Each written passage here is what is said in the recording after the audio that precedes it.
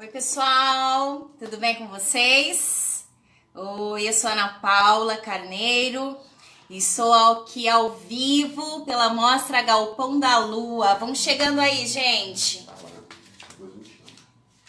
Oi, Marcel, oi, Henrico, tudo bem com vocês? Vão entrando aí, gente. Eu aguardo vocês. Tudo bem? Thiago, me dá uma mão aqui. Ai, só um minuto, o pessoal do Facebook caiu aqui. Oi. Vou deixar pronto. Oi, Marcel. Vou funcionar aqui para o Marcel.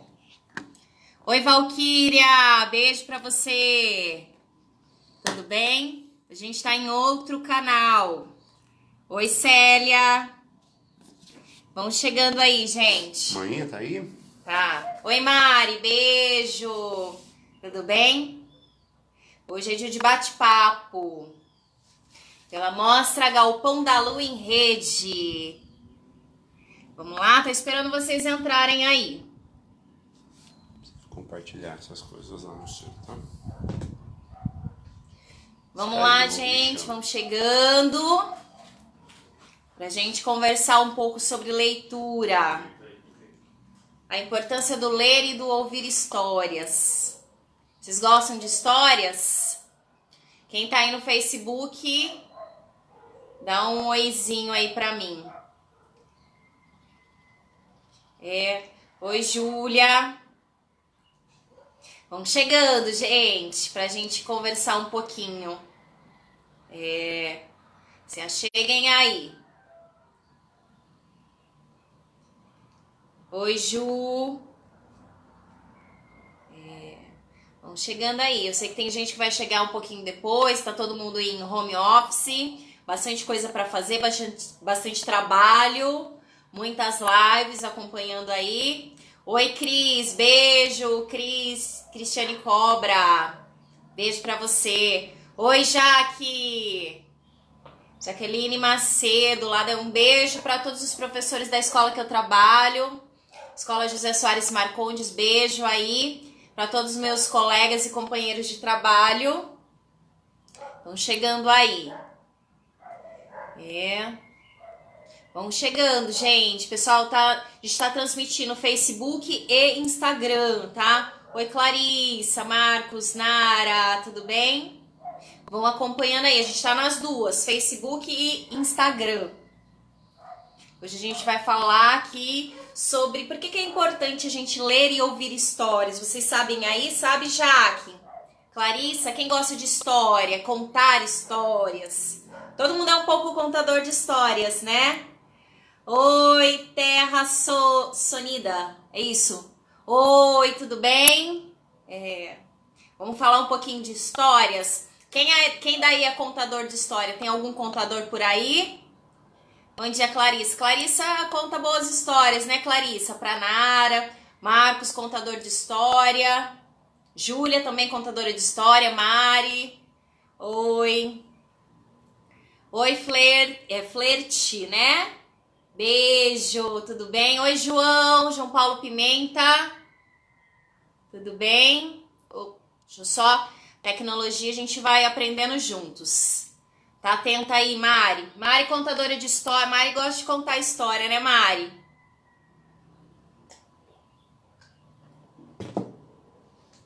Vamos lá, gente. Vamos chegando pra gente conversar um pouquinho. Oi, Nando. Tudo bem? Quem tá no Facebook, dá um joinha aí pra mim ver quem é que tá aí pra gente ir conversando, tá bom? Tá? Pela Mostra Galpão da Lua. Ah, Terra Sonida era o João Paulo. Ah, entendi. Ah, a banda.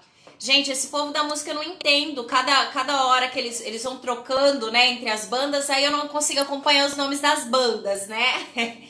Oi, Fabiana. Fabiane, beijo. Oi, Franzi. Tudo bem? Oi. Tem mais contador de história chegando. Oi, Maria José, bom dia. Tudo bem com vocês? Como é que vocês estão indo aí nessa quarentena? Tá todo mundo bem? Sentimentos tranquilo?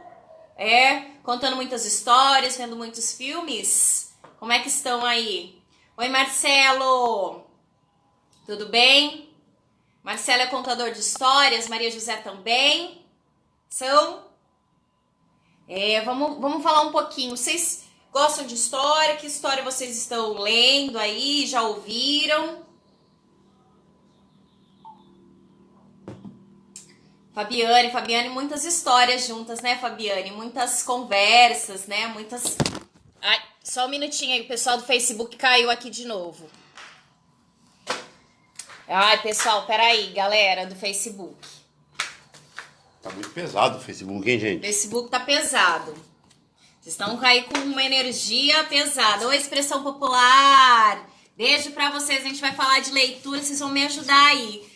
Eu quero fazer uma dinâmica, eu vou falar um pouco sobre a importância da ler e ouvir histórias. Depois eu queria ouvir vocês. A gente não consegue compartilhar as imagens nos dois aplicativos, mas a gente vai fazendo em forma de bate-papo. O pessoal do Instagram vai participando, eu vou repassando. Oi, Mavieira, beijo pra você! Fez uma live segunda-feira à noite, né? Pela Mostra Galpão. Super bacana. Má, gosta de contar história, Má? É boa contadora de histórias? Ah, a quarentena tá inspirando aí, Nando? Ah, que bom, né? Então conta aí as histórias pra gente, a gente também quer ouvir. Oi, Mateuzinho Bigaê, beijo pra você aí. Mateuzinho é contador de história. Esse eu sei que lê bastante, conta muitas histórias aí, né? Que a música também é uma maneira da gente contar histórias, né? Não, a gente conta história o tempo todo, né? Não precisa ser só profissionalmente, né? Quem não gosta de ouvir histórias, né? A gente, o tempo todo, né? A contação de história, ela faz parte do nosso dia a dia, né? A gente chega do trabalho, tá contando uma história, o tempo todo, né? A linguagem aí da contação de história tá presente, né? A Fabiane acho que tá pelo WhatsApp, tá me chamando ali.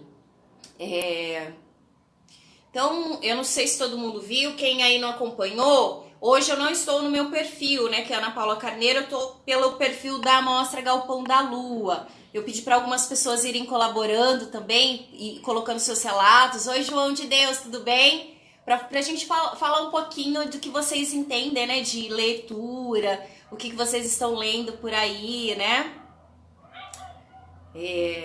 João de Deus, eu sei que gosta de ler bastante, né, João?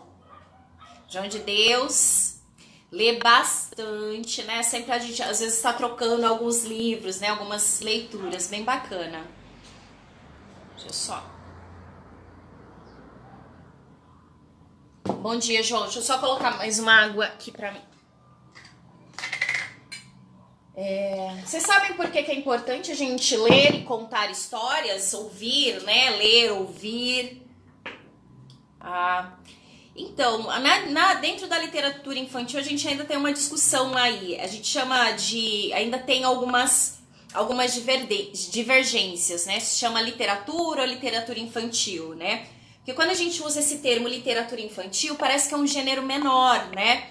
E quando não é. Hoje, por exemplo, eu vou ler um livro na minha live das 13h30, que é Onde Vivem os Monstros, né? Ele foi escrito na década de 60, mas que não é um livro, na verdade, só para criança, né? Então, depende muito da interação, né? Dos conhecimentos prévios que o adulto e a criança tem, né? A Valquíria tá dizendo ali que enriquece o vocabulário, né? Desenvolve a oralidade, isso mesmo. A gente vai falar um pouquinho sobre isso. Fabiane tá dizendo que as histórias são essenciais para contar as coisas da vida. Exatamente isso. Então, o ato de contar histórias, né? A gente fala de coisas que são essencialmente humanas, né? Principalmente a literatura, ela aborda esses temas que fazem parte do ser humano, né? Desenvolve a oralidade, como a gente conta história do trabalho, o tempo todo a gente está contando, né? Bingo! João acertou, exatamente. É o Maurice Sendak, o autor que eu vou contar. É um texto da década de 60, tá? O texto é de 1963.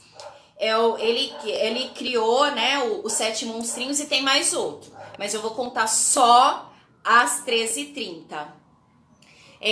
Pessoal, então esse bate-papo faz parte do... Oi, Ariadne, beijo, companheira de trabalho. A gente divide lado a lado ali as salas, né? A Ariadne também faz um trabalho super bacana de leitura, né? De hora da leitura aí também, lê para as crianças, um trabalho super bacana.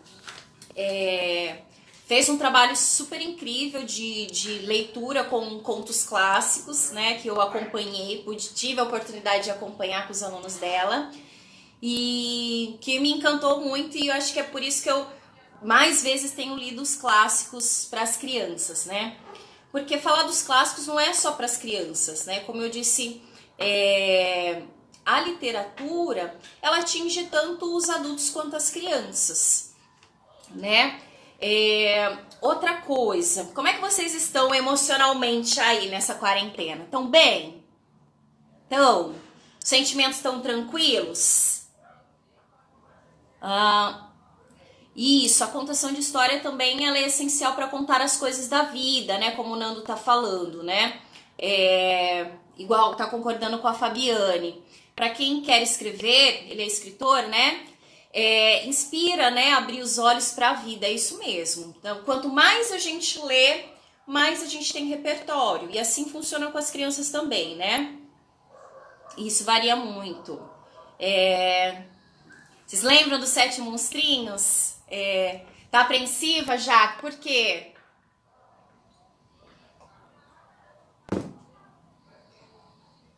Prazer aí, Ariadne, prazer é nosso de estar acompanhando aí a mostra.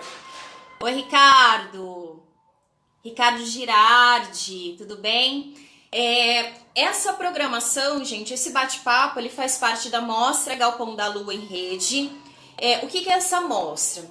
Essa mostra é uma maneira que a turma do Galpão encontrou para divulgar o trabalho dos artistas, né, que nesse momento estão sem renda nenhuma, né, as políticas públicas ainda estão muito lentas para essa área, né, e por isso tem toda essa mostra aí, tem essa campanha.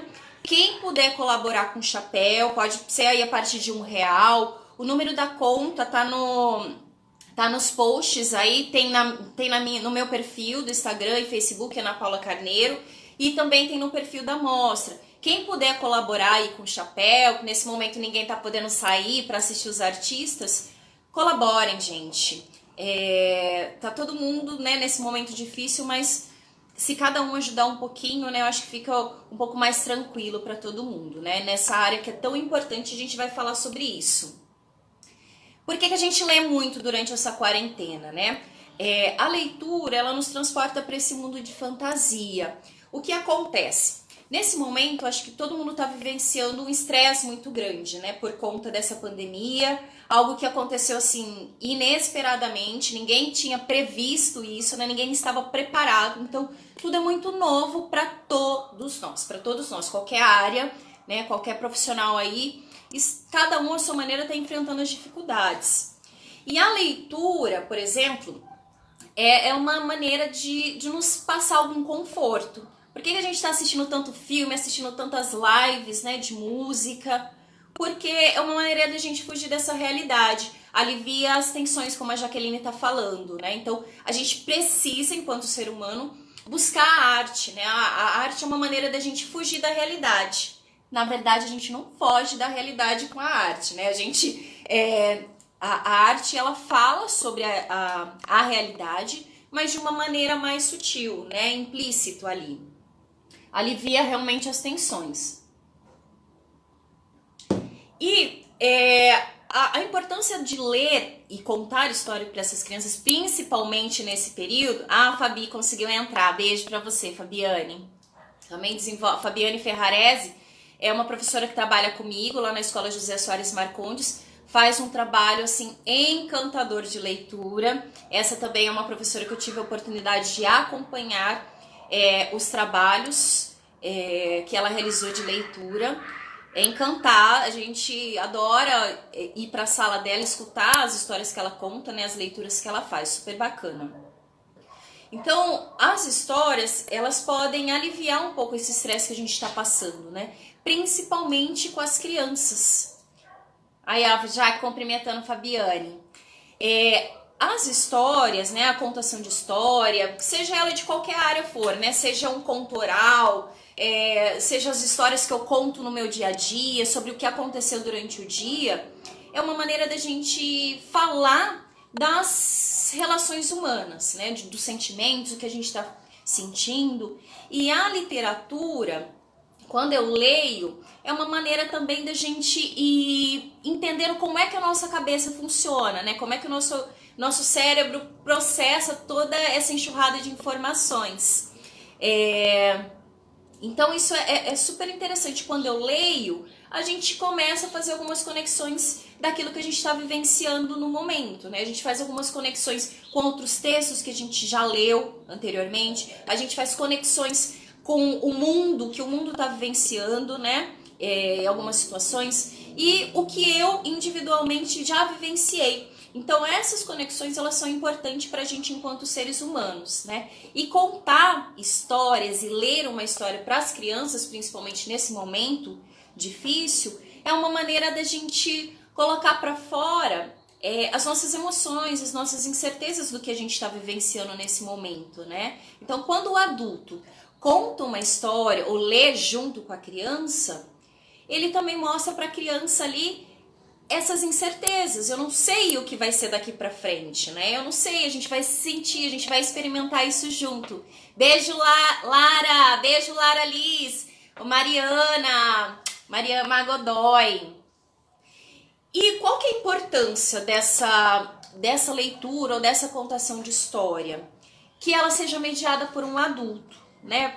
A gente, enquanto pais, enquanto adultos que mais experientes, a gente pode colaborar com a criança nessa mediação. Então, essa mediação que o adulto faz entre o texto literário e a criança, ela é fundamental, né? Então, sempre porque a maneira como o adulto enxerga o mundo é diferente como a criança vê, né? Então, a gente pode falar de temas polêmicos, de temas sensíveis, cada um vai compreender de uma determinada maneira. A criança, ela não compreende da mesma maneira que o adulto, né? Então, são visões de mundo diferentes, né? Então, são leituras de mundo diferentes, né? Então, a criança, ela não é um ser passivo, né? Ela não é uma tábua rasa, né? Que não sabe nada. Pelo contrário, ela tem suas percepções de mundo. E contar a história, né, como eu disse, é uma prática bem antiga, né? Então ela é realizada praticamente pelo mundo inteiro, há gerações e gerações. É uma prática milenar, né, o contar a história, né? Ai, ô Nando, vamos colocando aí a sua experiência como escritora, é bacana. Eu vou falar um pouco, aí depois eu acho que vocês entram mais falando, né, conversando. Beijo pra você, saudades. A literatura, ela serve como um oxigênio para a alma, né? Então, como é que a gente foge dessa realidade, né? Como que a gente respira nesses momentos de tensões? Quando a gente tá triste, a gente vai assistir um filme, porque você não tá afim de fazer nada, né? Então, você quer fugir dessa realidade. Como é que a gente foge? Por meio da leitura, né? Por meio do filme, né? Então, o filme é uma outra linguagem, né? Não deixa de ser um texto. Ah, tem um bichinho lá fora que faz dodói, Jaque. E aí, com a literatura, as crianças vão falando sobre os seus medos. Por que é importante a gente apresentar histórias de monstros, histórias de medos? Por quê? É nesse momento de situação de conflito que as crianças vão aprendendo como é que eu resolvo isso, como é que eu enfrento o meu mundo lá fora, né? Como é que eu enfrento esses monstros. E é por meio dessa fantasia, do literário, do imaginário, onde está a beleza. Porque a literatura, ela vai falar de coisas, como eu disse, que são essencialmente humanas. O medo, a situação de medo, a situação de abandono, as situações de violência, de raiva, né? Tudo que a gente tem de mais humano, a literatura nos fala. Só que ela nos fala de uma maneira mais sutil, né? Que a gente vai compreendendo ali aos poucos, desconfiem de textos que eles já chegam e dizem tudo, né? Então, a criança, ela compreende, ela entende, ela tem uma percepção de mundo um pouquinho mais diferente. Quando a gente lê, por exemplo, histórias de monstro, de bruxa, de ogro, por que é importante a gente apresentar essas histórias para as crianças? Porque é nesse momento da leitura, da contação de história, dessa mediação que o adulto vai fazer com a criança, é que ele vai aprendendo a superar esses medos. Né? Ali naquele momento ele vai entender como é que a história funciona, como é que eu posso fazer para vencer esse meu medo do lobo que vai vir me comer, né? Do ogro, né? Por que é tão importante a gente apresentar essas histórias conflitantes, né? Em situações que um personagem mata o outro.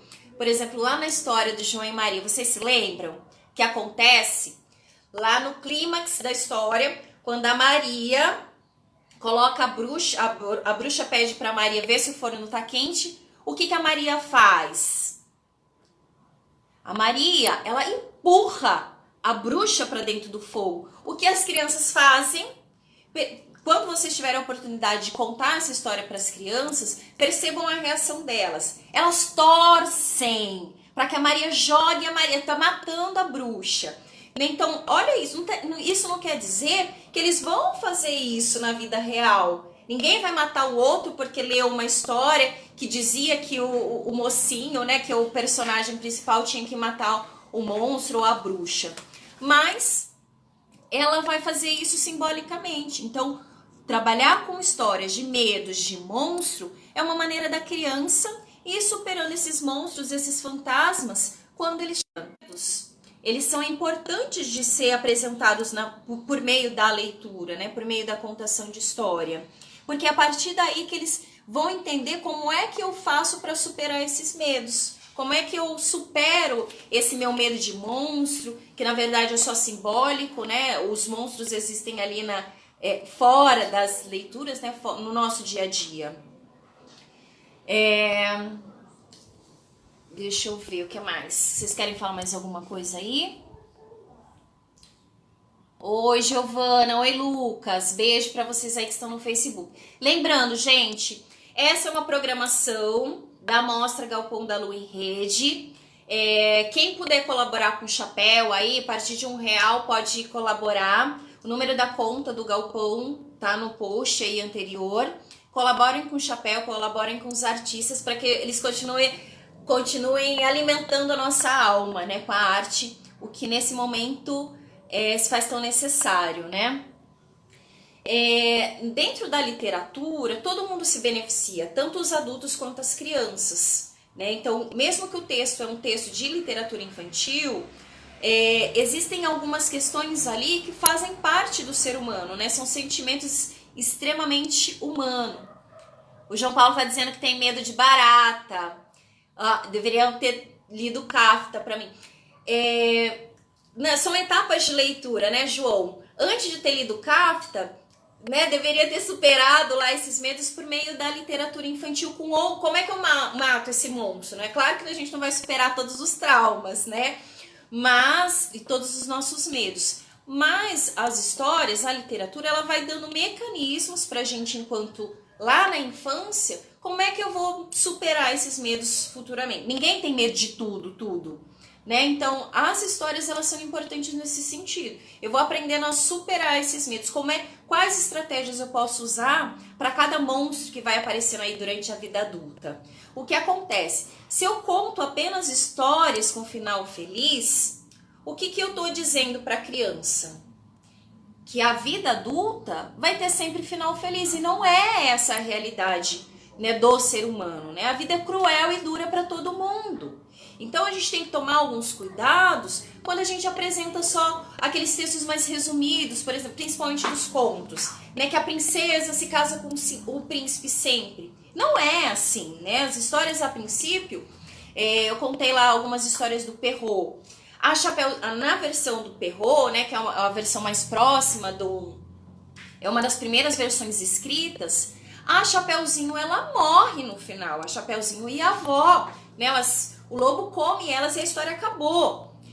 Isso no século XVII, né? Porque a gente tinha uma outra concepção de criança, as crianças ficavam ali ouvindo as mesmas histórias que os adultos, não tinha essa separação entre criança e adulto, né?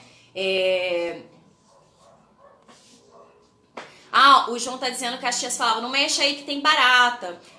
Reforçava ainda mais. Até hoje ele tem um cagaço ainda de medo de barata. Mas a sua barata você não superou, mas existem outras coisas que foram superadas, né? Oi, Letícia, beijo, Maria Letícia. Então, trabalhar com esses medos dentro da literatura, ele é fundamental. Isso a gente tem que praticar lá desde que as crianças são bebês, né? Então, essa contação, essa questão da oralidade, do desenvolvimento da linguagem, ela começa desde que as crianças são bebês. Para que eu tenha um adulto que goste de leitura, goste de ler livros, eu preciso ter reforçado isso na infância. Eu sei que o Brasil é super complicado a aquisição de livros, livro é caro, não é qualquer um que tem acesso. Eu acho que por isso que eu pensei tanto quando eu comecei a fazer as lives de contação e leitura. Por quê? Eu sei que a escola é um dos únicos lugares que as crianças, principalmente da escola pública, vão ter acesso aos livros. Então, a minha maneira de contribuir nesse momento foi levando para todo mundo, né? Não é só para as crianças, boas histórias, para que a gente possa compartilhar livros e histórias, porque às vezes o que a maioria das pessoas tem acesso em casa são aqueles livros mais baratos, né, com histórias resumidas, que coloca a criança como um ser não pensante, né, que as histórias já vêm tudo prontas, elas não têm que pensar, né? Uma boa história, um bom texto é aquela que a gente fica com a pulguinha, que a gente se incomoda, né? Ou que a gente se identifica com um determinado personagem. Desconfiem daquelas histórias que dizem exatamente o que a criança tem que fazer, ou ditem exatamente o que o adulto tem que fazer, né? Então é complicado. Então hoje a literatura toca bastante em temas sensíveis, né? O que são temas sensíveis? É falar sobre a morte. Oi, Débora, beijo! Outra querida também que trabalha comigo lá no José Soares Marcondes. Falar de temas sensíveis é falar por meio da literatura sobre a morte, sobre a situação de abandono, sobre, por exemplo, a história de João Maria, gente, é muito triste, né? Então, mas é uma realidade que acontece. Pra gente que trabalha dentro da escola pública, as situações conflitantes são as mais diversas possíveis. A gente fala de violência, né? As crianças chegam nos relatando sobre mãe que abandonou, pai que abandonou. Como é que eu falo sobre isso de uma maneira sutil e de uma linguagem que a criança vai compreender? Claro que cada um vai ter o seu nível de compreensão, né? Como eu disse, a criança não compreende da mesma maneira que o adulto, né? E é importante colocar as crianças nessa situação de conflito. A Débora é professora do AE, né, que é o atendimento especializado da educação especial, né? Ela atende alunos com deficiência e ela faz um trabalho super bacana, porque é colocar a criança em situações conflitantes. Mas, quando a literatura, por exemplo, coloca lá a história de João e Maria, a gente está falando de pais, né? Algumas versões são pais, outras são a madrasta, que abandona essas crianças numa mata e vão embora, né? Então, isso não é nada romântico, isso não é nada tranquilo. Mas as crianças, né, precisam entrar nessas situações conflitantes para que elas saibam resolver isso na vida adulta. Como é que eu vou lidar com o abandono, com o medo? Né? Então a gente vê aí tantos casais, né, em conflitos porque não souberam, né, ou não foi tranquila essa relação de situação de abandono lá durante a infância. Então a literatura, falando de questões que são essencialmente humanas, né, do comportamento humano, ele vai ajudar na vida adulta a gente superar. Isso não quer dizer que a gente vai superar tudo, claro que não. Mas é uma maneira de a gente aprendendo a lidar com os conflitos. Eu não sei se vocês já observaram as crianças pequenas, quando a gente conta uma história, por exemplo, dos 3 porquinhos, do Chapeuzinho Vermelho, eles pedem pra gente, a gente terminou de contar a história, eles querem que a gente repita. E aí você fica repetindo o tempo todo. Por quê? Eles precisam dessa antecipação, né, desse momento conflitante. O lobo vai comer a avó e aí eles pedem pra gente repetir. Por que a repetição das histórias é importante? Por que a gente tem que contar muitas e muitas vezes a mesma história para as crianças, principalmente quando são pequenas? Porque é uma maneira que elas encontram de prever o que vai acontecer. Então, como é que eu vou lidar com o assassinato da avó? Eu preciso saber, eu preciso estar preparado. Então, as histórias, na verdade, elas dão esse preparo, né, esse suporte para o leitor para resolver seus conflitos futuramente. Né, tem eu acho que é da Ruth Rogers, se eu não me engano, que é o dono da bola. Uma criança que acha que ela é o dono da bola sempre e sempre é tudo da vontade dela, ela vai crescer achando que é sempre da maneira que ela quer. Então, tudo é no meu tempo, tudo é o brinquedo que eu quero, não vou emprestar com o outro. Então, as histórias, boas histórias, elas colocam as crianças numa situação conflitante, né? Uma situação estressante. E prevenir o que o personagem vai fazer ajuda as crianças a criarem mecanismos lá para a vida adulta ou ali durante a infância mesmo, a como lidar com essas situações. Como é que eu resolvo isso? Tem um livro bem bacana, vou mostrar para vocês, que é O Casaco de Pupa, que é da editora Jujuba. Ela vai falar, né, dessa menina que vive numa bolha cercada, era o Caloca, é a Ruth Rocha mesmo. O Casaco de Pupa, que é da editora Jujuba, vai falar dessa menina que vivia, né, numa redoma. O que a gente tem feito com as nossas crianças? Criado eles numa redoma. Então eu não posso falar sobre morte, eu não posso falar sobre violência, eu não posso falar sobre separação, eu não posso... a criança o tempo todo ela não pode ser frustrada. Dentro da literatura isso não acontece. Pelo contrário, o tempo todo as crianças são colocadas em conflito. Né? O tempo todo, como é que o personagem resolve? E isso vai ajudar a ele na vida adulta, né, ou até a própria criança ali durante esse desenvolvimento, a criar esses mecanismos de como superar isso. Né? Isso ajuda bastante.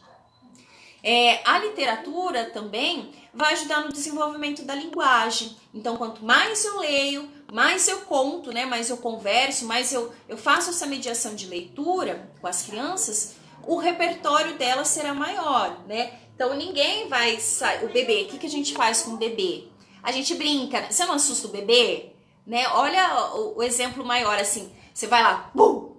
E aí você adora ver a reação da criança, aí você vai de novo, bum! Até que chega um momento que ele tá preparado e ele já percebe que aquilo não é de verdade, né? Ou quando a mãe vai embora, o bebê faz aquela brincadeira, a mãe coloca a fralda em frente ao rosto, depois tira, né? Então o que a gente tá falando?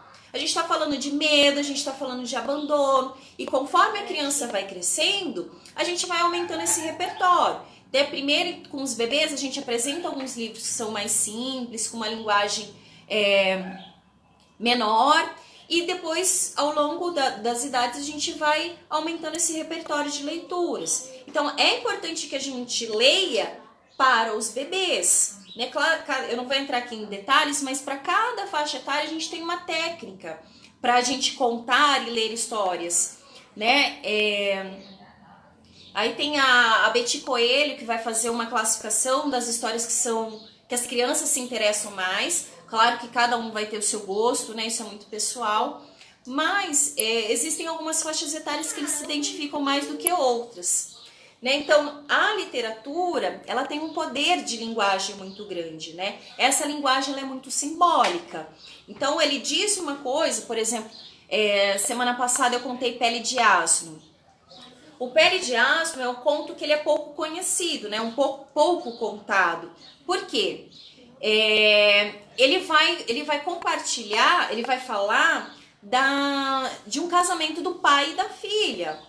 Só que aí, ao longo do texto, ele é tão maravilhoso, esse conto, que ele vai mostrando estratégias da personagem principal, como é que ela faz para driblar e não casar com esse pai, né? Esse amor que o pai tinha tão doentio pela filha. Então ela vai mostrando ali, o texto vai mostrando ao longo quais são as estratégias que ela usou para fugir desse casamento indesejado, né? Então,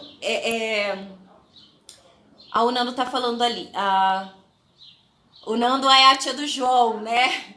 Ele assusta, mas acima de tudo dá colo. Exatamente isso. Por que é importante a gente falar do medo? Então a gente fala de monstro, a gente fala de medo, a gente fala de abandono, mas o adulto tá ali, tá próximo, né? Então, olha, existem monstros, né? Isso simbolicamente, né? Isso a criança não precisa entender. Naquele momento o monstro para ele é verdadeiro, mas quando você tá ali do ladinho da criança, quem tem criança aí pequeno, ou quem sobrinho, ou lembra das suas experiências das mães contando história, né, do pai, quando deitava ali na cama e a mãe contava história de medo, né, de terror, mas ao mesmo tempo qual era a nossa reação? De ficar mais perto, né, de se assustar.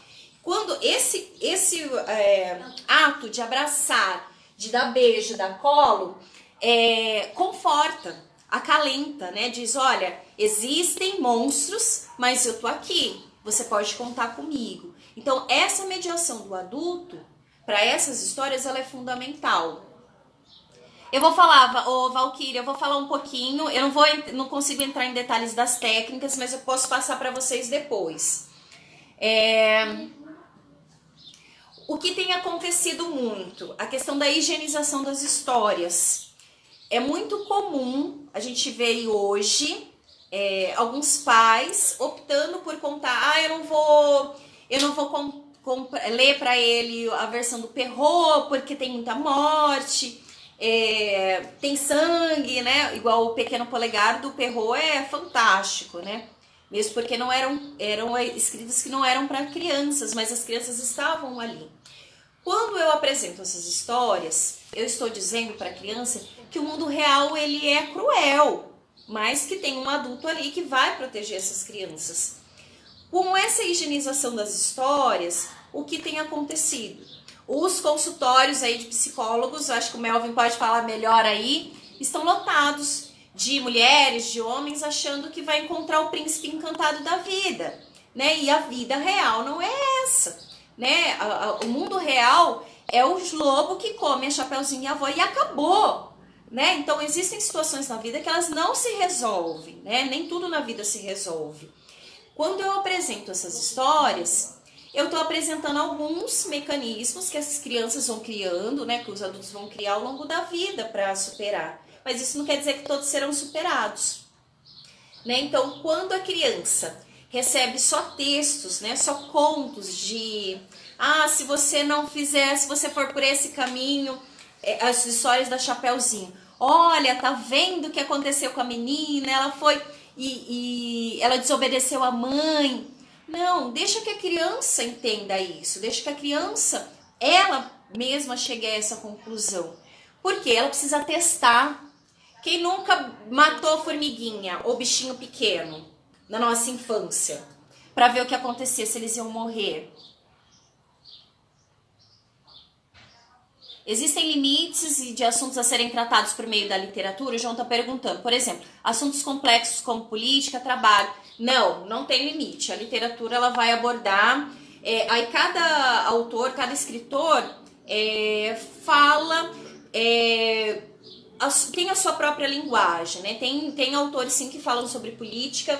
Eu não tenho aqui agora, mas tem um que eles lançaram, o Capital. Eu não lembro a editora também. Algumas editoras... elas trabalham com umas linhas de trabalho, assim, por exemplo, a Jujuba, essa aqui que eu tô falando, ela trabalha bastante com temas sensíveis. Então, cada editora, principalmente editoras pequenas, né, editoras menores, elas têm essa preocupação com temas. Elas não estão preocupadas em vender um número gigantesco de livros, mas elas estão preocupadas com o que vai chegar ao leitor. Né? Tem uma outra que é bem bacana, que é Olho de Vidro, também trabalha alguns textos sensíveis, e cada editora vai tendo sua identidade. Por exemplo, eu participei de eu ouvi, né, chama Coletivo Alice. Eles estavam discutindo, estavam falando da importância dessas editoras pequenas. A Jaqueline está falando outro ponto importante aqui, que existe livro para menino e livro para menina. Não existe, porque criança é criança, né? Então, editora Boitatá também, que é esse daqui, ó, é o Pinóquio. Editora Boitatá também, uma editora super bacana, que vai falar de alguns temas mais sensíveis. A editora Zahar também tem um trabalho bacana, eu não lembro se é ela que vai abordar temas políticos, eu não me recordo agora. Mas essas editoras, por exemplo, que fazem parte do Coletivo Alice, que eu conheci, eles têm um trabalho super bacana, que vão falar desses temas mais polêmicos. As pessoas perguntam, mas eu não vou ler esse livro porque é mais de menino ou de menina. Não. A literatura, ela aborda questões que são da essência humana. O que é humano é tanto para meninos quanto para meninas. Não existe isso, menino ou menina, né? São crianças, são situações que a gente vivencia, né? O que mais, gente? O João tá falando ali do Capital. Tem uma outra editora também, que é a editora Ozer. Eu li esse livro aqui, A Avó Amarela, não sei se vocês acompanharam. Depois tem aí no meu YouTube lá alguns livros que eu tenho escolhido. Na escolha das histórias que eu vou ler e contar para as crianças, assim como o trabalho que eu desenvolvo em sala de aula, eu tenho essa preocupação com a escolha do texto. Por quê? Por que é importante a gente escolher o texto? Porque é a mensagem que eu quero passar, né? O que eu falei para vocês. Se a gente escolhe só aqueles textos extremamente higienizados, eu tô colocando a criança num patamar de que ela não sabe nada, né? Sou eu quem tenho que dizer o que é correto e o que é errado. Não, às vezes a gente precisa testar. Não necessariamente nós, individualmente, ir lá e testar se a formiguinha vai morrer, ou se eu vou colocar a mão no fogo e vai queimar. Não, a gente vivencia, participa dessas experiências por meio da literatura, né? Então, eu me identifico com o personagem, eu me coloco no papel do personagem e aí eu vivencio esses sentimentos que fazem parte do ser humano. O que mais, gente? Por exemplo, a gente tá vivendo um momento assim muito difícil para adulto, para criança, para todas as áreas profissionalmente. Ninguém sabe. Né? Tudo é muita incerteza. E as crianças estão sentindo isso. Por exemplo, a criança, quem é pai, quem é mãe, quem tem sobrinho, quem foi criança, já se lembra de alguma birra. Todo mundo fez birra. A gente tem uma demanda aí de crianças que não estão suportando a frustração. Né? Então, o tempo todo elas estão sendo... Tudo que ela quer, os pais dão. E aí, como é que a criança vai entender que a vida não é assim? A vida lá fora, eu não vou fazer só o que eu quero, né? Existem consequências, né? Então, quando eu leio junto com a criança, todos esses medos, essas angústias, né? Essa explosão de sentimentos, eu, enquanto adulta, eu também não tenho controle de tudo, né? Isso é emocional, né? Então, quando eu transmito a emoção enquanto adulta ali para a criança, ela também vai entendendo isso. Olha, não existe resposta para tudo, né? A Valquíria está dizendo aqui no Instagram, o professor está trabalhando certo assunto, aí ele escolhe um que fala desse assunto é errado. Como fazer essa mediação? Ou contar a literatura pela literatura. Primeira coisa, a criança, quando ela pega o livro por ela mesma, o livro já tem uma mensagem, né? Então, ali existem duas pessoas ali minimamente se comunicando, né? O escritor e o leitor. Minimamente ela tem uma mensagem. Quando esse trabalho é realizado em sala de aula, ele precisa ser intencional, né? Porque a escola é lugar de conhecimento sistematizado, né? Diferente quando o pai vai ler uma história, vai contar uma história, o pai vai fazer essa mediação. Mas é diferente a maneira como ele vai abordar. O professor aborda de uma determinada maneira, ele precisa ter consciência, né, ter um planejamento daquilo que ele vai, qual é o livro, qual é o assunto. Por quê? Por exemplo, a gente vai falar o Pele de Asno. A gente lê. Se um pai vem questionar, o professor está bem preparado quando você leu, compreendeu a história. O professor vai ter argumento, a partir do seu planejamento, de discutir com o pai o porquê da escolha daquilo, né? Jaqueline está falando outra coisa. Eu tenho a preocupação de trazer princesas negras. Tem alguma versão de clássicos nessa linha? Eu tenho a Princesa Ervilha. Tem bastante. Tem editora, eu não lembro o nome da editora, mas tem editora especializada só em princesas negras. Não lembro, acho que eu tenho uma aqui, peraí. Acho que a Boitatá também tem um, que é Meu Crespo é de Rainha. Ela vai abordar alguns temas também. E aí, a Jaque falou de literatura negra.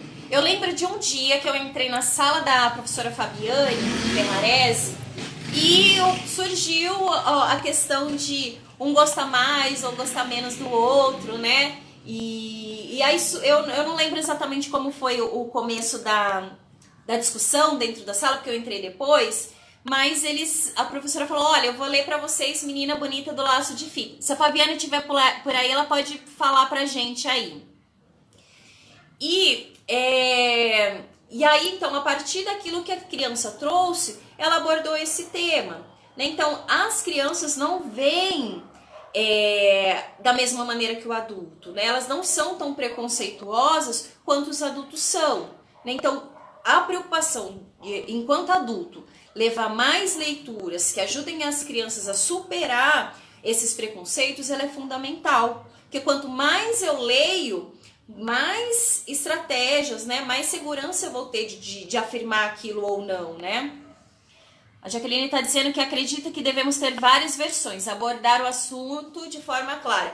Isso, né? É importante, eu achei fantástico, eu acho que é a Flor, a filha sobrinha do João. João, sua sobrinha, no dia que eu contei a versão da Chapeuzinho Vermelho, o que aconteceu? Eu terminei a história e aí a Flor, né, disse assim, mas essa não é a versão que eu conheço, né? Que eu conheço o caçador tira a Chapeuzinho de dentro da barriga e a avó. Por que é importante a gente levar várias versões, só não uma, mas que sejam boas versões? Por quê?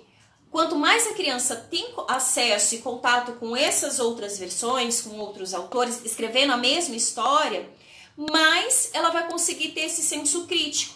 A Flor, ela falou, eu expliquei para ela que aquela era uma primeira versão, que era do Perrault e que existiam outras versões, né? Mas que aquela era a primeira. E ela falou, eu entendi, mas eu não concordo. É isso que é o bacana da literatura. História que Pietro jamais irá esquecer. Essa história do Menina Bonita do Laço de Fita, essa aqui da Ana Maria Machado, acho que é da década de 80, se eu não me engano. Ela é um clássico, né, que a gente... só que não tem só ela pra gente falar sobre a questão do preconceito, né, de identidade. Isso, já que tá falando, quem leva o preconceito da literatura é o adulto, exatamente. Quando o pai chega questionando alguma história que o professor leu, na verdade, esse preconceito é do adulto, não é da criança. As crianças lidam isso com uma forma muito tranquila. Mas para isso é preciso a gente, enquanto adulto, enquanto professor, enquanto mediador de leitura dessa criança, que a gente apresente outras versões, outros temas. Então, quanto mais eu leio, mais argumentos eu tenho para concordar com aquele texto, com aquele autor ou não. Né? Isso que a Flor fez, eu acho que é fundamental de um leitor crítico, né? Eu não sei, eu acho que ela ainda não está alfabetizada, né, João? Depois você me fala aí. Mas quanto mais eu conto histórias para criança, quando ela pega o livro, ela está lendo, né, na maneira dela, mas ela lê. Quanto mais recursos eu dou, quanto mais textos, mais repertório ela vai ter para ser um leitor crítico. A época que mais se produziu texto literário da literatura infantil, mais se investiu, foi a época da ditadura militar. Por quê? No Brasil se entendia que os textos da literatura infantil eram textos inocentes, que eram textos só para crianças, que a criança era um ser bobinho, né? E aí quem produz bastante? Ruth Rocha, Ana Maria Machado, com o Reizinho Mandão. Me ajudem aí a lembrar. Também tem, deixa eu ver ali. O aluno queria ser negro. A Fabiana tá falando dessa história da menina bonita do laço de fita. O aluno dela queria ser negro e realmente iria seguir as dicas da menina para alcançar o desejo de pele negra, né? E aí ela usou a literatura para discutir um assunto polêmico ali dentro do grupo. Bom, o João tá dizendo da sobrinha dela. Bom, alfabetizada não, mas comparada com Bolsominion, já é doutora. É isso mesmo, né? Então, quanto mais eu apresento a leitura para as crianças por meio da contação, né, do oral ou do texto lido em voz alta, mais recursos, mais mecanismos de linguagem essas crianças vão ter para uma vida adulta. Então, o que eu estava falando da questão da produção durante a ditadura militar da literatura infantil, ela foi muito forte. Por quê? A Fada que Tinha Ideias, da Fernanda Lopes de Almeida. Então, eram personagens com identidade fortes e que iam fazer exatamente o contrário do que todo mundo ia fazer. Tem um outro, o Rei Maluco e a Rainha Mais Ainda. Não lembro, acho que é da... Não lembro agora o nome da autora. Mas são livros que vão na contramão de tudo aquilo que se pregava da criança, que tem que ser um ser passivo, obedecer e pelo caminho certo. Por isso que é importante a literatura, né? Esse faz de conta, esse mundo imaginário. Porque é durante toda essa infância aí que a criança vai, por meio da fantasia... Por que os sonhos eles são tão importantes? Garanto, gente... Quem nunca sonhou que estava matando uma pessoa? Por exemplo, você discutiu com alguém, e naquela noite você sonha, né, ou dias depois, tá matando aquela pessoa. Isso não quer dizer que você vai matar ela de verdade, né? Tem o samba do Ernesto, ô João, me ajuda aí, que é o Iracema. Iracema, eu nunca mais te vi. E aí é legal, assim, ouvir essa história, porque ele mata a Iracema dentro do sonho. Então, a fantasia, a música, o teatro, a dança, a gente realiza coisas que na vida real muitas vezes a gente não poderia, né? Eticamente a gente não poderia realizar, né? Então, essas situações de medo, angústia, abandono, né? Esses temas sensíveis que eu falei, eles são vivenciados por meio da literatura, né? Por meio dessa linguagem simbólica aí do faz de conta. A Valquíria tinha perguntado da faixa etária. Eu vou fazer assim bem resumidamente, tá? A Betty Coelho, ela vai dividir em algumas faixas etárias, né, de interesse. Como a Betty, eu acho que se eu não me engano, é da década de 80 também esse texto dela. O João tá dizendo que sonha todo dia que tá matando o presidente. Boa. A gente tem vontade, né, mas a gente... não pode fazer isso, né? Eticamente a gente não pode. Mas a gente pode fazer isso na fantasia. Então, a Betty Coelho, ela vai classificar o interesse de leitura, né? De ouvir histórias das crianças por faixa etárias. Por exemplo, lá até os 3 anos de idade, ela vai chamar de fase pré-mágica, né? Então, são aquelas histórias com bichinhos, com brinquedo, com objeto... com seres da natureza, né, que tem algum comportamento humano. Por exemplo, acho que vocês não estão vendo aqui. O pessoal do Facebook tá vendo? Deixa eu só virar um pouquinho mais o pessoal do Insta. Esses livros brinquedos, né, onde a criança vai mexendo, né, vai brincando, eles são mais adequados para essa faixa etária, até os 3 anos de idade mais ou menos, eles gostam de brincar. Isso não quer dizer que nós adultos também não gostamos, né, de mexer, né, no livro objeto. E aí, por volta dos 3 aos 6 anos de idade, ela vai chamar de fase mágica. E é aquela fase que a criança pede o tempo todo para ficar repetindo, né, Dona Baratinha... Chapeuzinho Vermelho, Os 3 Porquinhos. Aí a gente terminou a história, você tem que contar de novo. Conta de novo, conta de novo. Por tudo isso que eu falei, né, com vocês. Da segurança que a criança tem e antecipar e como ela vai resolver aquele conflito, né, do personagem. Né? Isso vai ajudando ela a criar esses mecanismos de como é que eu resolvo esses conflitos. Aí por volta dos 7 anos, ela vai chamar de faixa escolares, né? Os escolares. Que aí são, por volta dos 7 anos, as crianças têm mais interesse pelas fábulas, né? Os animais encantados, histórias de aventura, passa próximo ali da família, dos parentes, histórias com fada. É mais por volta dos 7 anos, isso é mais ou menos, tá? Não é nada preciso. Por volta dos 8 anos, ainda continuam as histórias de fadas, só que com os enredos mais elaborados. Aí entra os clássicos, né? As versões mais clássicas, mais complexas que a gente lê para as crianças. Por volta dos 8 anos, aí entra as histórias de humor. Gente, para falar de morte de um jeito mais humorado do que o Ricardo Azevedo, eu particularmente não conheço. Então ele vai falar, por exemplo, Ricardo Azevedo nessa faixa, 8, 9 anos aí, é super bacana, é sucesso, né? Que é o Contos de Enganar a Morte. Ele vai abordar um tema que é extremamente difícil de lidar, mas de uma maneira bem humorada, né? Então esses textos mais humorísticos, eles entram aí nessa faixa etária dos 8 anos. Por volta dos 9 anos, as crianças ainda gostam das histórias de fadas, né? Dos contos maravilhosos, mas de histórias que têm um pouco mais de realidade. Deixa eu ver um aqui. Ó, por exemplo, um outro de morte, né? Esse aqui eu acho fantástico. A Menina, a Vaca e o Avô, que é do Luiz Pimentel e com ilustrações da Rosinha. Ela vai falar de morte, né? Morre, eu acho que é a vaca que morre aqui, eu não recordo. Mas situações que tem a ver com a realidade, né? Então, por volta dos 9 anos, elas vão entendendo ali um pouco mais real, né?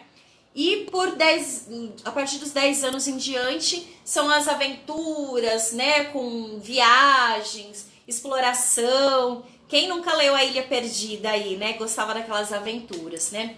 As fábulas, os mitos, as lendas, aquelas coisas que é verdade ou não é, né? Fica pra se duvidar.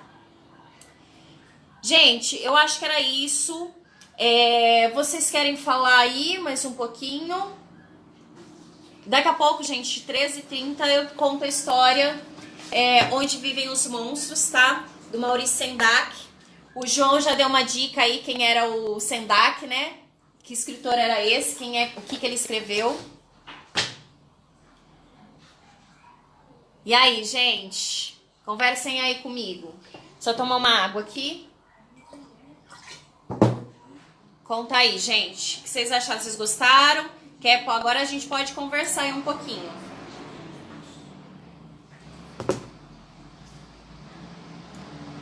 Conta aí pra mim, o que vocês acharam? Eu tenho. Ô, Valkyrie, eu tenho. Qual coisa eu te empresto?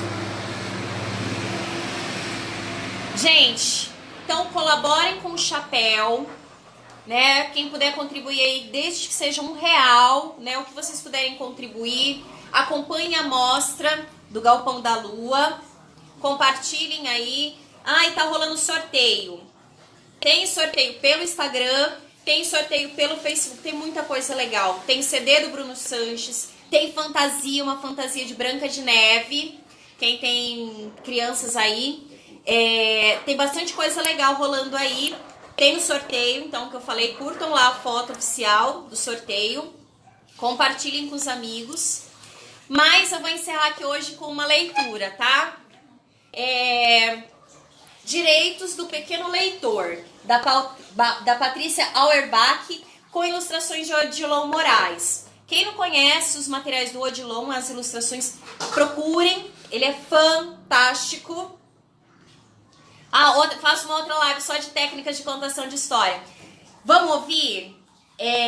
Quais são os direitos de um pequeno leitor? Eu vou ler rapidinho aqui que vai dar 1 hora de live, tá? Direitos do Pequeno Leitor. Da Patrícia Auerbach e Odilon Moraes. Eu acho que não vai dar tempo. Reinicia a live. Eu vou reiniciar a live só com a história, tá, gente? No Instagram. Não só, sai né? não, tá? Só do Instagram. Mantém. Facebook mantém. Calma.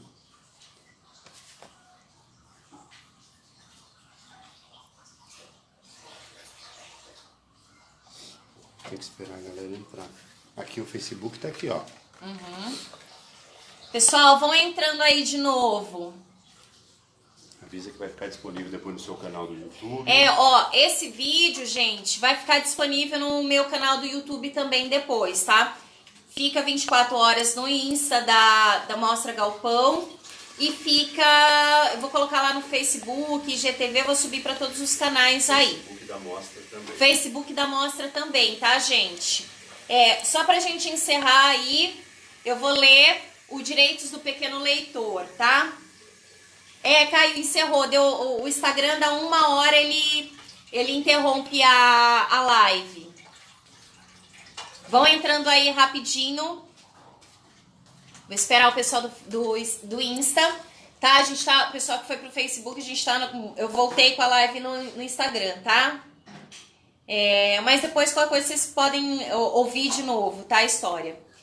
Esse livro aqui, ele chegou pra gente no início do ano, pelo PNLD Literário, e eu achei ele fantástico, né? Ele resume um pouquinho aqui do que a gente falou e do que é de direito, né? Do pequeno leitor, né? Ou do grande leitor. Direitos do Pequeno Leitor, Patrícia Auerbach, com ilustrações de Odilon Moraes.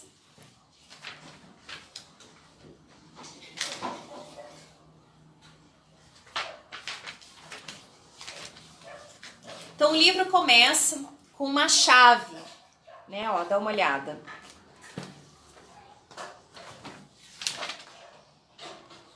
E aí, olha só que interessante a página, como ele organiza, né? A ilustração. Para grandes leitores em começo de carreira, né? Então, a gente está falando de um texto literário, né? Que a princípio seria para criança, mas a gente, enquanto leitor adulto, vai fazendo outras conexões. Olha lá, para grandes leitores em começo de carreira, todas as chaves penduradas, mas tem uma faltando. De quem será que é essa chave que está faltando? Todo pequeno leitor tem o direito de ser o herói.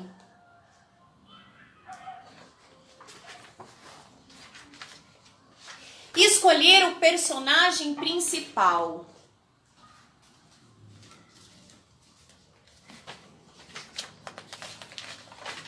E decidir quando e como quer ler.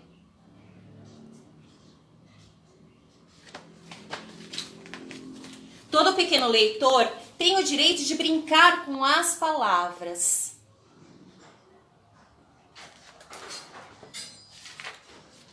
Fazer amigos incríveis. Alguém reconhece esses amigos aí? Um porco, um jabuti. Quem será essa? De qual história? A Emília, o Visconde. A menina lendo de ponta cabeça. E levar a turma toda para passear. Quem será essa turma toda? Olha só. Olha que belas ilustrações. Aqui a gente tem, né, a leitora. A gente tem a leitora, né, com o livro na mão. E atrás dela, olha, vem todos os personagens, né, da história que ela leu. Todo pequeno leitor tem o direito de fazer de conta.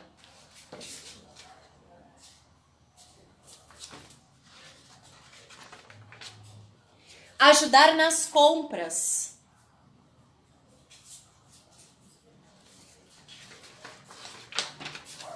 E saborear tudo o que quer aprender.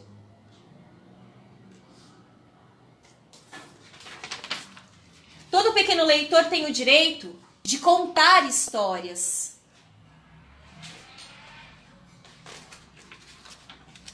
Ouvir histórias.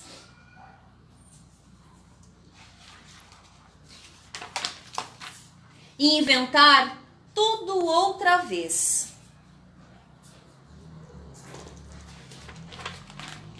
Todo pequeno leitor tem o direito de sonhar sempre. Com um final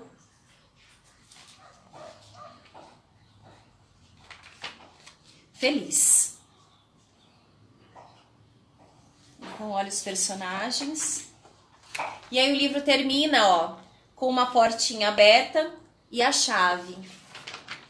Né? Então, esse é um livro que veio para as escolas, né, para as crianças. Mas será que ele é um livro apenas para as crianças? Será que as conexões que o leitor tem que fazer durante esse texto, uma criança que não viu todas as outras histórias, ela não vai conseguir fazer todas as conexões, mas ela vai compreender a história a partir do repertório que ela tem. Então, por isso, quanto mais eu leio, mais histórias eu apresento para as crianças, mais repertório ela vai ter, mais crítica, né, mais criticidade ela vai ter ao ler qualquer outra coisa na vida, né? O Paulo Freire já dizia da leitura de mundo, né? Então, é dessa leitura de mundo que a gente precisa cada vez mais se encher, né? De tomar essa vacina aí da literatura, né? Aprender a ler o mundo com outros olhos, né? Não só com aquela visão inocente, como acho que aconteceu aí na última eleição, né? Então, eu acho que as pessoas leram muitos finais felizes, né? Sem medo dos monstros, né? Sem medo dos lobo mau que tinha aí pelo caminho, né? Então, cuidado, fica aí a dica para vocês. Quando pensarem no livro para as crianças, pensem que essas crianças elas não são seres passivos, não são ingênuos, né? Então, quanto mais eu ler, mais histórias boas, com textos ricos eu apresentar para essas crianças, um melhor repertório ela vai ter. E futuramente são elas que vão decidir aí as nossas eleições, são elas que vão ser críticas ou não. Chega de achar que todas as histórias terminam com um final feliz. Beijo, gente, fiquem bem, se cuidem, fiquem em casa, colaborem com o chapéu, né? O número da conta tá lá no post. Beijo, espero vocês às 13h30 aí no meu perfil, tá? Ana Paula Carneiro, com a história Onde Vivem os Monstros. Beijo, gente! Até mais!